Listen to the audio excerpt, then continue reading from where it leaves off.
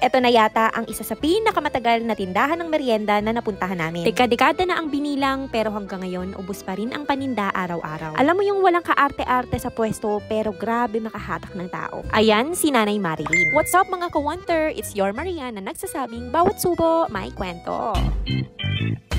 At papunta nga pala tayo ngayon kay Nanay Marilyn na nagtitinda ng merienda. Matatagpuan siya sa Barangay Pasita 1, San Pedro, Laguna, tapat lang ng Anong pangalan ng Bumbero. store mo, Nay?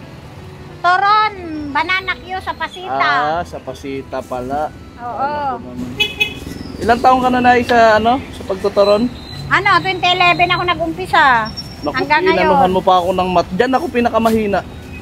2011, ibig sabihin, magti-13 years na.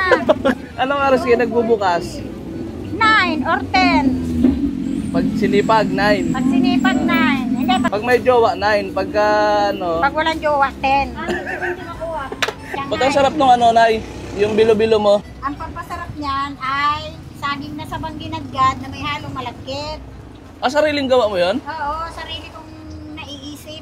Kaya kung naghahanap kayo ng masarap at murang merienda katulad ng Carioca, Banana Q, Toron, Bilo-bilong saging, Shanghai at Lumpiang Toge, punta lang kayo dito kay Nanay Marilyn. Pag nakapunta na kayo dito at nakakain, siguradong babalik-balikan nyo yung tindahan niya. Hindi kayo dito ng Toron sa barangay, sa harap ng Bumbero, sa Pasita 1, mura lang. 3.20, 15 Banana Q, 15 Carioca, 3.20 Lumpia, 5 piso palamig at 10.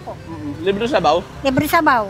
May ginatan pa, bilo-bilo. Pag humingi ng sabaw, libre.